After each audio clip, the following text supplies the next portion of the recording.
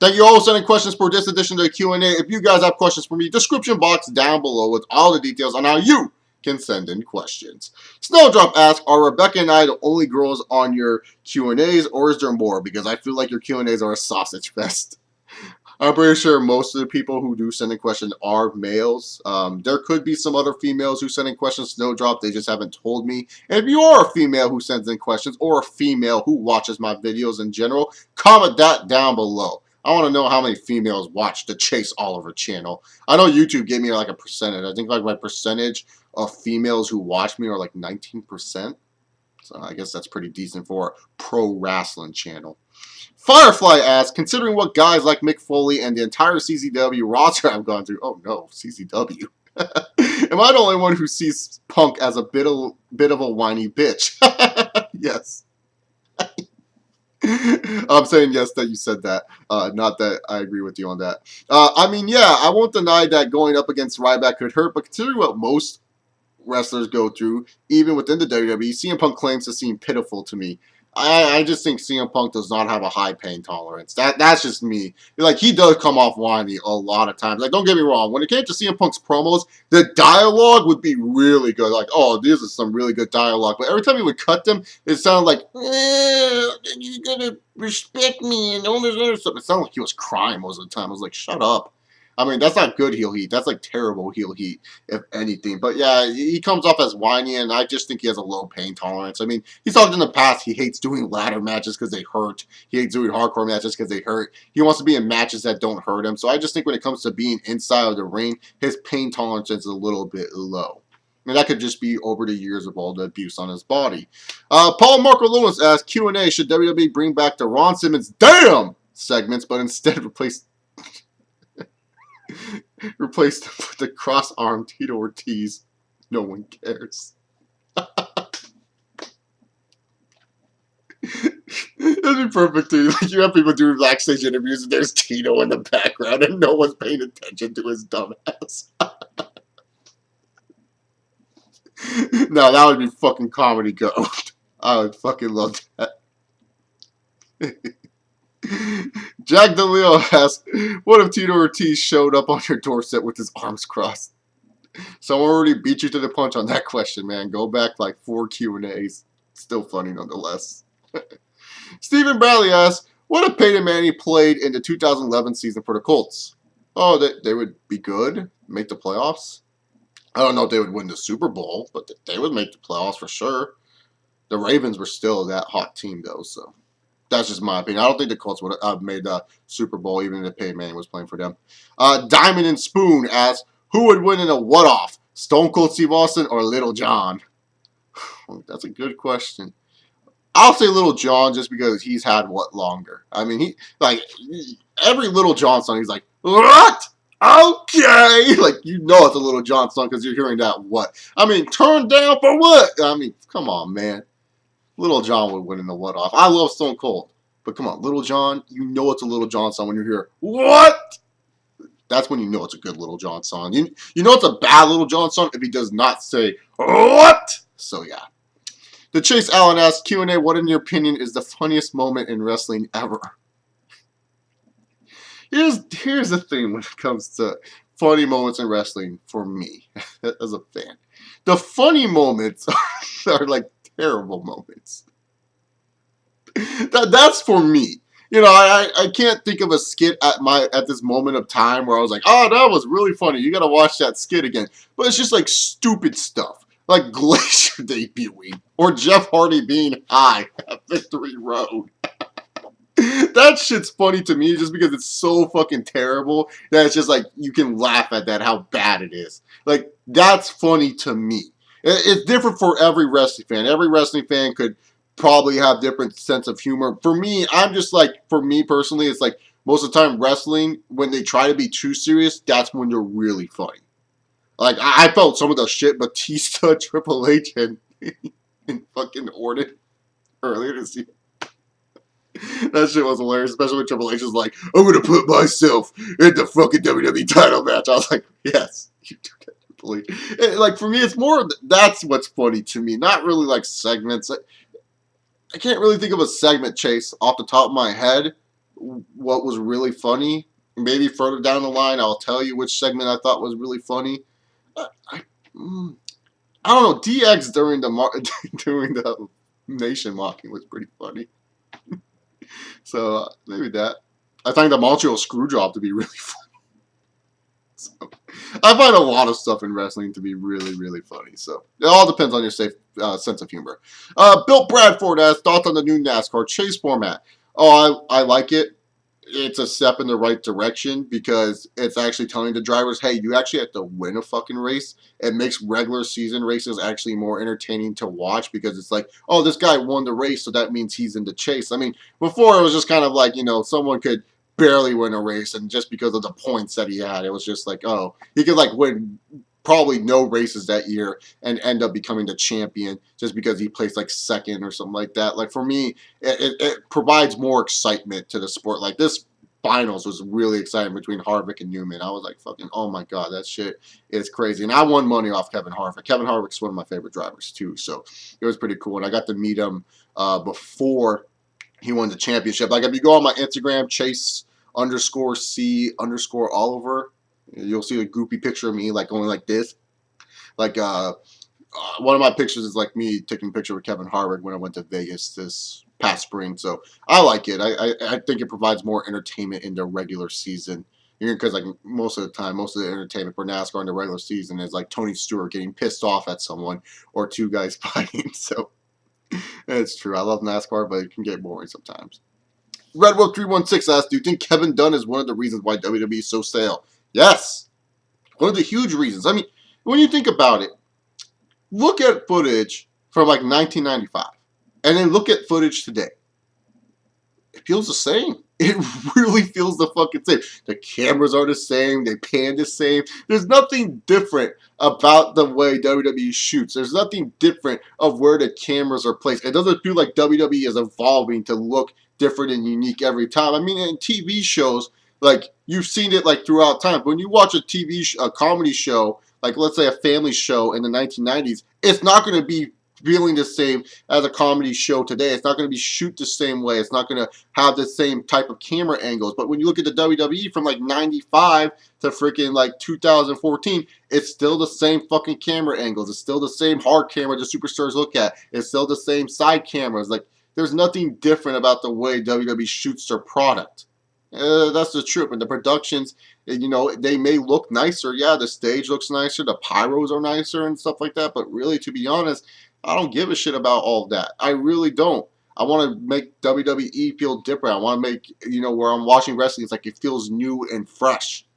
We don't have that fresh new feeling when it comes to the camera work in WWE. So yes, Kevin Dunn is one of the main reasons, for sure. For fucking sure. Carson Lopez asked, sorry about that, my contact messed up there, asked, do you think Chris Benoit had a good look to play a Wolverine in an X-Men movie if he was an actor? Sorry to bring up Benoit. I always thought he had the look. Oh, it's fine. You're not asking about the Benoit murder, so it's cool. Yeah, he had the look. He definitely had the look. I mean, he was a rabid Wolverine for a reason. He was definitely the height, too. I mean, Hugh Jackman's kind of tall to play Wolverine. Wolverine's supposed to be a short character. Like, people tend to forget that. Like, Wolverine's only like 5'3". Like, Hugh Jackman's about 6 foot. So, yeah, Benoit would definitely have played a good Wolverine. I think he would have played more of a Wolverine back when X-Men was being written in the 1990s, where he barely talked. Wolverine didn't really talk that much in the 90s version of X-Men, depending on what you were reading. So, yeah, he definitely could have played that type of Wolverine. Jake Loomis asks, hey, Chase, have you heard of the New Day faction on SmackDown with the members being Big E, Kofi Kingston, and Xavier Woods? Oh, yeah, I've seen the vignettes. They're terrible. I don't watch SmackDown anymore. Good. You're making a great life choice there. I just heard about this on Facebook. If you haven't heard of it, it's another one of those WWE stupid black stereotype gimmicks where the black guys come out dancing to hip-hop music. Oh, yeah, they go out and go, New Day! And the fans don't even fucking react to it.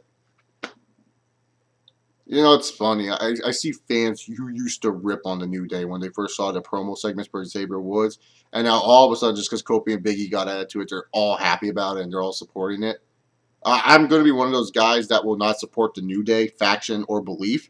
I do support Kofi, Big E, and Xavier. There's a difference there. I don't support the gimmick they're running. I fucking hate that gimmick. Just like I hate the Stardust gimmick, but I'm supporting Cody Rhodes as a performer and hope he performs well underneath it so that way he can make money.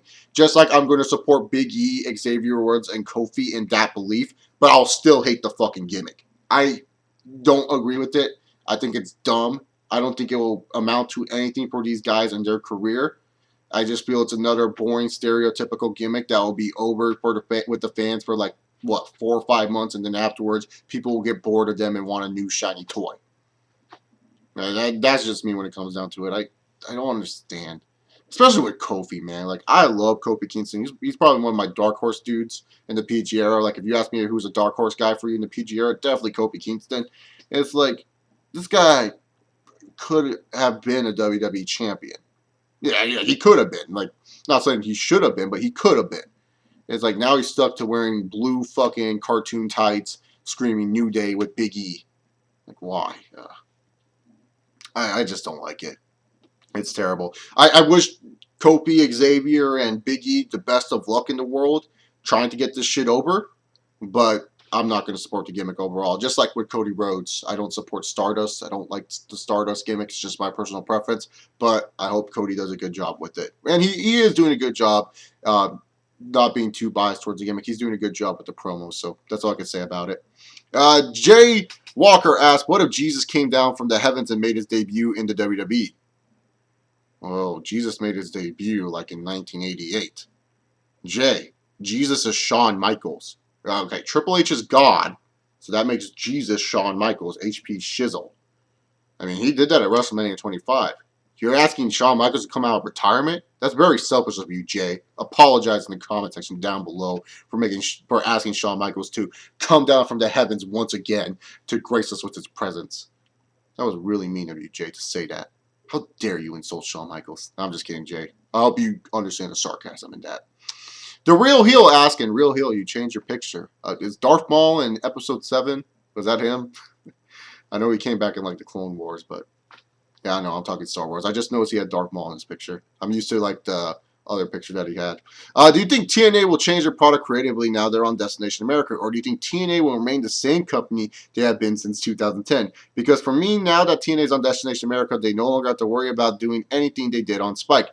They should, yes. It's time for TNA to make a change. Like, I am fine with TNA bringing in new talent. Don't get me wrong. Like, I'm not saying, oh, TNA, like, Alberto Del Rio, yeah, you should bring that motherfucker into your product. I totally agree with that. I think he would fit TNA very, very well. I just hope they don't go back to their old methods and have it where it's like they're trying to build their company around an Alberto Del Rio. You should be building your company around guys who are younger and fresher. I mean, let's face it, all the TNA originals, they're all old. James Storm, I love the dude, he's old. Bobby Roode, probably my favorite dude in TNA, he's old. Samoa Joe, he's kind of up there.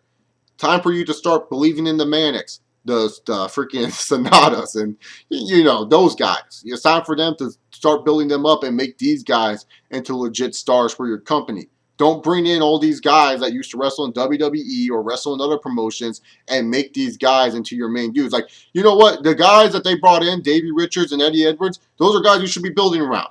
The Wolves should be people you build around for your company. I may not be a huge fan of Davey Richards. I do like Eddie Edwards, but fuck, they're young, they're talented. WWE didn't want them. You know, they didn't want to try to change their style to go wrestle the WWE style. Take advantage. Reap the rewards. Make Davey and Eddie household names as much as you can.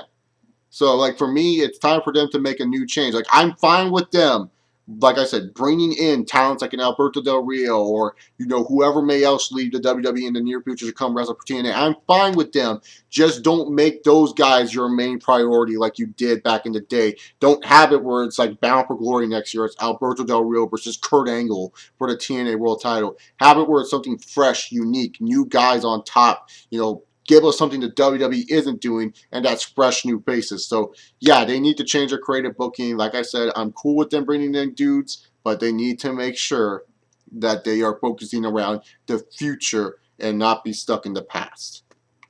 Rebecca Olson asks, why do people like that ugly bearded troll like Daniel Bryan? Rebecca's my girl. She also don't like Daniel Bryan like me. People have their preferences. You know, for me, Daniel Bryan never was a favorite because he always feuded with guys I liked. Like, he was feuding with Homicide when I was watching him in Ring of Honor. He was feuding with Joe. You know, he was just feuded with guys I liked. I think Daniel Bryan's good in the ring. I'm not saying Daniel Bryan's ass or trash in the ring. Oh, he's a good talent. Don't get me wrong.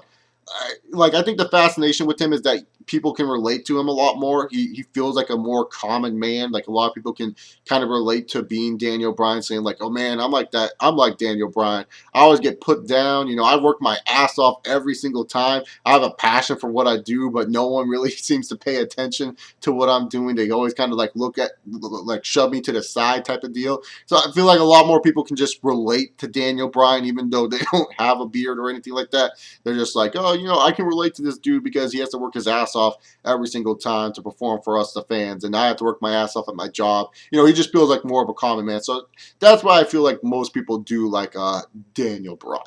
For me personally, I just never really got into Daniel Bryan. Once again, like I said, he's always feuded with guys I liked. It was never like I'm not saying Daniel Bryan's bad in the ring or not talented. I think the guy's wonderful for what he does. It's just, for me, it's just like he's not my flavor. He's not the guy that I like to root for.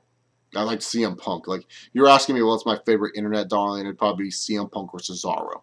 So yeah, there we go. Matt Gochi asked about the New Day faction. Just go listen to my other comments that I made. I hope I answered your question earlier, Matt Gochi. The Gochi man asks, how much burying is John Cena going to do before he leaves?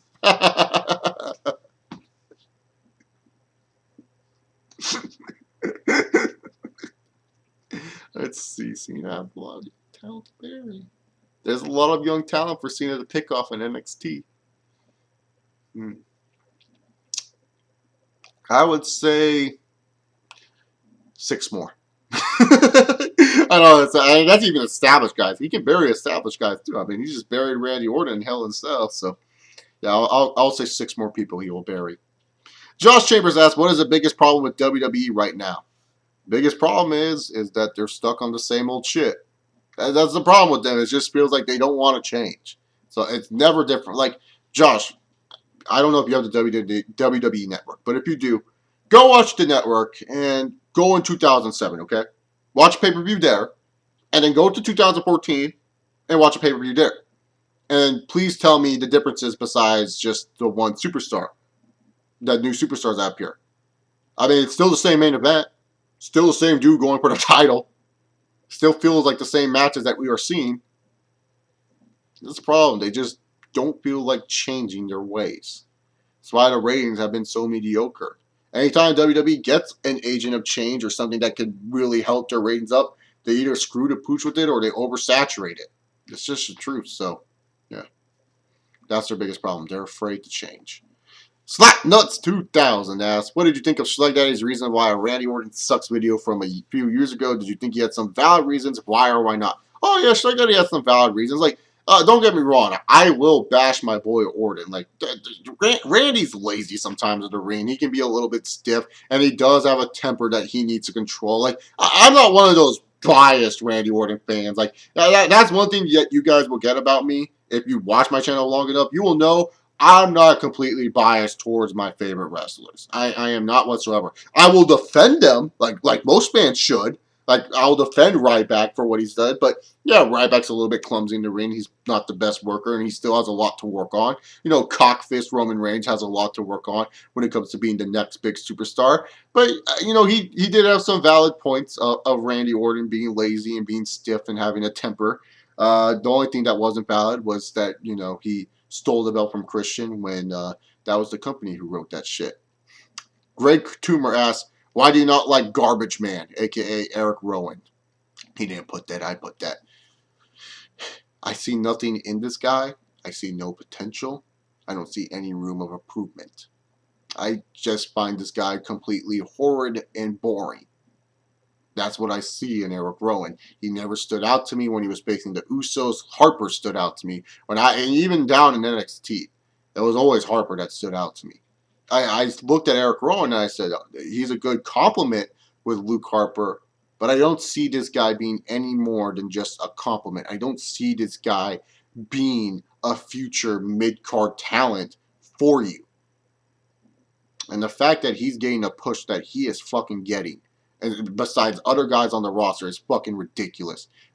Greg, let me just ask you. Do you think Eric Rowan deserves the push that he's getting right now? I want anyone in the comment section down below. Do you think Eric Rowan deserves the push he's getting right now when there's other guys who are a lot more talented and a lot more deserving? I mean, let's just keep in mind, Eric Rowan is getting pushed more than Cesaro at this moment, people. Does that make any of you happy? Do you think Eric Rowan deserves it more than Cesaro? Ooh, he does a roundhouse kick chase. Oh, fuck you. Who cares? He does the same kick as Summer Rae. What does that make him? Like a diva? Fuck garbage, man. I just don't like him. I don't see anything in him. I just don't see any talent whatsoever to be a good mid-card guy. Could he change in the near future? Absolutely. But he will have to do a lot for me as a fan to make me see that. That's just me. And like I said, it just goes documented all the way back in his NXT days. I've watched a lot of Eric Rowan matches. It's not just some blind hatred I have for Eric Rowan. Everyone knows that I've watched my channel for a long time. I never really was a big Rowan guy. He never stood out to me in any facet in any of those tag matches. He never stands out to me when he's in one-on-one competition. He just never stands out. So I just don't like the guy. He's a big guy. You would think, oh, Chase would love this dude, but nope. Don't like Eric Rowan. Hope that was a good enough answer for you, Greg Toomer. Joe Juicy asks, do you think WWE's current roster compared to their former roster from the year 2000 is bad? Oh, fuck yeah. Yeah, their current roster right now is really fucking bad. 2000 had a lot of pieces. 2014, depends if these pieces will fit in the Vince McMahon puzzle. I mean, most of the time you have to force these guys to try to fit in the fucking puzzle. Nowadays, like, you don't get a natural push. It's like a force. People are forced to like Roman Reigns. You have to like the cockfist. Now, I like cockfist for many other reasons, but nowadays it's just like, you gotta fucking love it. He fucking cocks his fist. He does a Superman punch. You gotta fucking love it. You know, it's like anyone that gets naturally organic reactions that people like, it's just like, oh, no, you know, they have their fans, but we're not big fans of him. We're not going to try to put him in the puzzle piece. We're going to force someone else in the puzzle piece. 2000, all the puzzle pieces weren't set. It was a beautiful puzzle. 2014, if you look at the 2014 puzzle of the talent, it's all fucked up. You'll see, like, that's not supposed to be there. That's not supposed to be there. I mean, Eric Rowan is being pushed in 2014 compared to guys in 2000 like Kurt Angle, Chris Jericho, The Murderer, Eddie Guerrero, D'Lo Brown. The list can go on and on. So, yeah. 2014 is bad. Reed19 asks, how would you book the funniest WrestleMania ever? Oh, fuck yeah. First of all, we don't have America the Beautiful. We have it where Tito Ortiz stands in the middle of the ring, cross-armed, and no one gives a fucking shit about it. The main event of that WrestleMania would be Triple H versus Triple H. And people are wondering, how the fuck is that possible, Chase? Well, Triple H is fucking God. He can clone himself.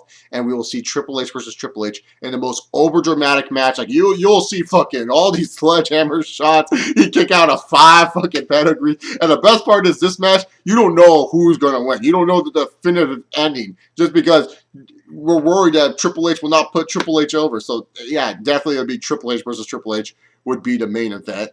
Then I would have a buried alive match with John Cena versus the NXT roster. You want to make it in the business, kid? Oh, you got to go through John Cena. It's like this buried alive match. And the fucking grave, it's huge. It's a huge fucking grave. And you're wondering to yourself, oh, that's where, you know, the NXT roster, that grave. No, that grave is huge because that's how big of a grave you will need to try to bury John Cena alive. So, that would be fucking hilarious if you ask me. If you want to make it this business, brother, you have to go through John Cena.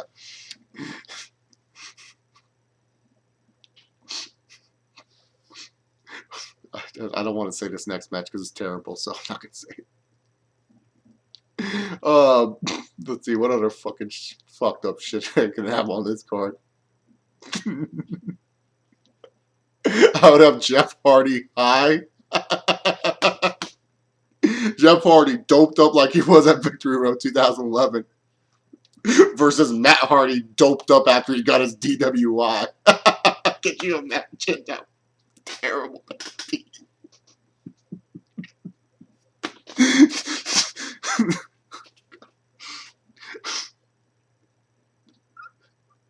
Oh god, that was fucking terrible. So I got 3 matches. Let's think of 3 more. Let's think of 3 more. Oh. I'll have a bra and panties match, and I'll choose the two IWC favorites. I'll choose Paige, I'll choose AJ Lee. And right when the tops are going to come off, right to Censor's theme hits, and they fucking say, this is unacceptable. Thus, the match never really ends. There's a cock piece for all these IWC members. They're all like, oh, I'm excited. Paige and AJ Lee, they're going to take off their clothes. And then all of a sudden, Stevie Richards comes out and be like, unacceptable! Let's see, I got Triple H versus Triple H, John Cena versus the NXT roster in a buried alive match, doped up Jeff Hardy versus doped up Matt Hardy, AJ Lee Page bra and panties match that would end with the right to censor coming up.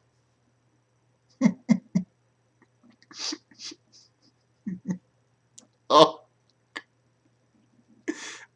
I would have Vince Russo versus Jim Cornette in a death match. And the stipulation in this death match is you have to win this match, you have to push someone off the scaffold. And David Arquette will be the special guest referee, brother.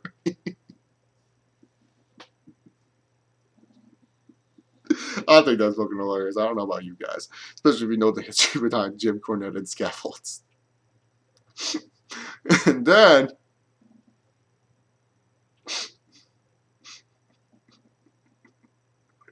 okay. Oh, the stupid gimmick battle royale. And what is the stupid gimmick battle royale? Oh, it's Gobbledygooker. It's Jack Swagger Soaring Eagle. It's Hornswoggle. It's El Torito. It's the fucking bunny. It's whatever stupid gimmick you could fucking think of in a stupid battle royale. And what do you get after winning that battle royale? A bag of shit. Because that's how bad that would be. So there's my funniest WrestleMania ever. Hope you guys enjoyed it. If you didn't think it was funny, too bad. I thought it was. Dope Jeff Hardy versus Dope. I think that's hilarious. And John Cool ends the Q&A asking, did you think Wade Barrett had main event potential? I find it so hard to believe the WWE want to push a guy like Wade Barrett. The guy has that main event size, mic skills, and he's British. But 4 years later, the WWE still can't figure out what the fuck to do with him. And that's my opinion. Oh yeah, Wade Barrett definitely had main event potential. It was just like every time Wade Barrett, though, gets hot, he gets injured. That's the problem with Barrett. I mean, he's a really good talent. I do agree that during the time when he was like the next leader, he should have became WWE champion.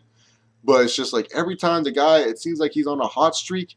It's just that, you know, he gets hurt. Just bottom line when it comes down to it. It is the WWE's fault for not really thinking of ways to get this guy over and make this guy into a future star. But still, it's like, you know, you can't trust in someone that, you know, anytime he's on a roll and getting on a good gimmick, he just gets hurt on the fly. But yeah, he definitely has main event potential. I'm not saying he's ass or garbage, but yeah, he definitely had main event potential. But thank you all for sending in your questions for this edition Q&A. Remember, guys, you can send in your questions via the description box down below with all the details for the next Q&A. Tomorrow, I have my WWE Raw review for this past episode. And oh, yes, it's a doozy, this episode of Raw. So make sure you tune into that. Thursday, I have a Seth Rollins commentary talking about who he should face at WrestleMania. And Friday, I have another Q&A for you guys. Thank you all very much. Hope you guys enjoy your day. Stay safe. It's raining out here in California where I live, so I'm going to stay safe and warm. Peace.